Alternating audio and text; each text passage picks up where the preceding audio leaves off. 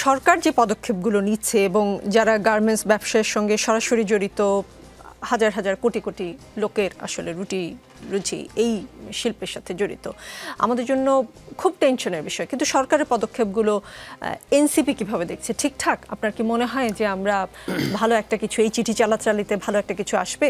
আপনাকে ধন্যবাদ এবং আমার দুজন সহ আলোচককে আমি শুভেচ্ছা জানাচ্ছি। সরকার এটা সিরিয়াসলি নিয়েছে, এটুকু বোঝা যাচ্ছে।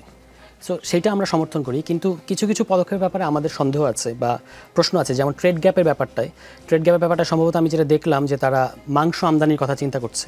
এখন এখানে দুটো সমস্যা আছে মাংস আমদানির ক্ষেত্রে। একটা হচ্ছে যে কিছু মানে কন্টেঞ্জাস যে ডিজিজগুলো সেটা এর মধ্য দিয়ে আসার একটা চান্স আছে, খুব হাইলি চান্স আছে।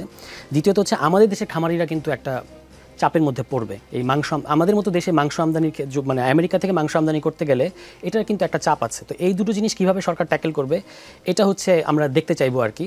আর দ্বিতীয়ত একটা হচ্ছে যে এখানে সরকারকে আরেকটা জিনিস খুবই সিরিয়াসলি নিতে হবে যে আমাদের দেশ থেকে রেডিমেড গার্মেন্টসের কোনো অর্ডার যেন অন্য কোথাও শিফট না হয়ে যায়। এটা কিন্তু আপনি জানেন যে এই শুল্ক ওয়ারফেয়ারের আগের থেকেই ভিয়েতনাম, ইন্ডিয়া সহ অনেকগুলো দেশ কিন্তু মানে ফুসলাচ্ছিল নানাভাবে যেন বাংলাদেশ থেকে এই অর্ডারগুলো চলে যায় অন্যদিকে। তো সেটা সরকার কীভাবে ট্যাকেল করবে, ও ট্যাকেল করতেই হবে। কারণ যেটা আপা বলেছেন এবং ভাইও বলেছেন যে আমাদের একটা বিপুল সংখ্যক জনগণ আসলে বিশেষত আমাদের নারীরা এটার উপর নির্ভর করে এবং আমাদের তারা অর্থনীতিতে একটা হিউজ ভূমিকা তাদের আছে।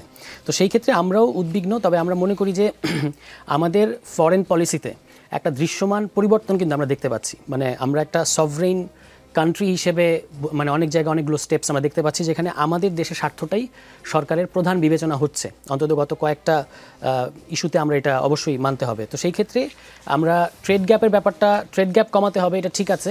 কিন্তু ট্রেড গ্যাপ ছাড়াও অন্যান্য আপা যেটা বলেছেন যে আরও লেভারেজ আছে বাংলাদেশের মানে আমেরিকাকে এক্সপ্লয়েট করার জন্য, সেগুলোতে আমাদের বেশি দেখা উচিত। কারণ ট্রেড গ্যাপ আমদানি বাড়ানোর ক্ষেত্রে আমরা আবার ডলারের একটা চাপে পড়ার সম্ভাবনা আছে। আমি যেটা বললাম যে আমাদের স্থানীয় যারা ব্যবসায়ী আছে তারা কিন্তু আমদানি করতে গেলে তারা যে সমস্ত জিনিস উৎপাদন করে সেটাতে একটা সমস্যা হতে পারে।